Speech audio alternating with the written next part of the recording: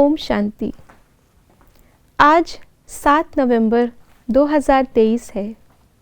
कल की तरह आज भी बाबा ने हमें दुआएं देने और दुआएं लेने के लिए जो स्वमान दिया है, जैसे कल का स्वमान था रहम दिल का, आज का बाबा का स्वमान हम लेंगे, मैं मास्टर क्षमा का सागर हूँ।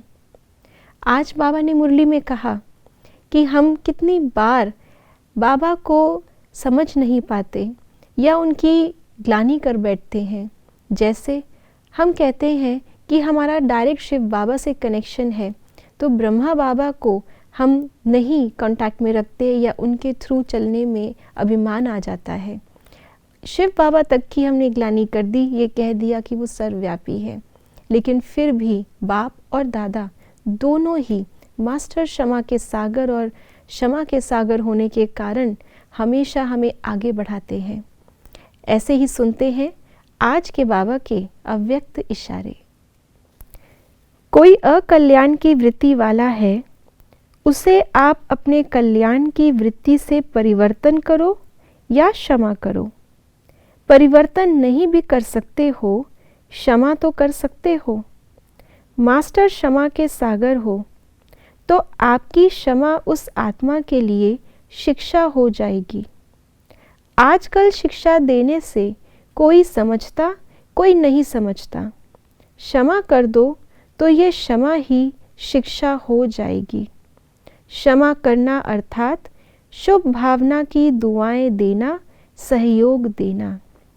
तो आज बाबा ने मास्टर क्षमा का सागर बनने के लिए हमें डायरेक्शन भी दिए और एक सावधानी भी सूक्ष्म रूप में दी है। बाबा ने कहा अगर कोई भी आत्मा भले ही अकल्याण की वृत्ति से भी आती है, तो भी अकल्याण के आगे जब तक आप कल्याण का प्रदर्शन नहीं करेंगे, तब तक अकल्याण वाले को ये समझ ही नहीं आएगा कि जो मैं सोच रहा हूँ वो अकल्याण है। वो उसको सही सिद्ध करता रहेगा। इसलिए ऐसी अकल्याणकारी आत्मा को भी कल्याण का दर्पण दिखाना, ये है उनको क्षमा करना। हम भले ही उनको परिवर्तन ना कर पाएं, उसमें समय लगेगा, लेकिन उस आत्मा को ये कल्याण का दर्पण तो दिखा सकते हैं। तो क्षमा करने का अर्थ ये नहीं है कि हम उन्हें इग्नोर कर दें, उनकी गलतियों को नज़रअंदाज कर दें। इससे तो उनकी गलतियां और बढ़ती रहेंगी। लेकिन आज बाबा ने कहा क्षमा करने का अर्थ है उन्हें शुभ भावना देना।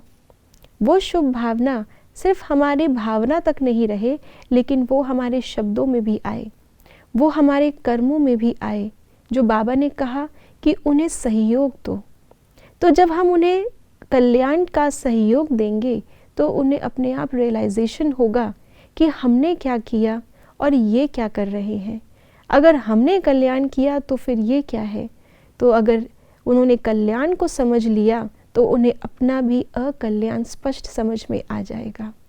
इसलिए जैसे बाप दादा क्षमा के सागर हैं, हमारी हर गलती को नज़रअंदाज करके बच्चों को हमेशा आगे करते हैं, ऐसे ही हम भी जब इस प्रकार से नादान आत्मा को या नासमझ आत्मा को, या जो उस समय पर ज्ञान को भूल चुकी है, उसको जब हम ये क्षमा और शुभ भावना देते हैं, तो यही उसको श्रेष्ठ कर्म करने की शिक्षा मिल जाती है। ओम शांति।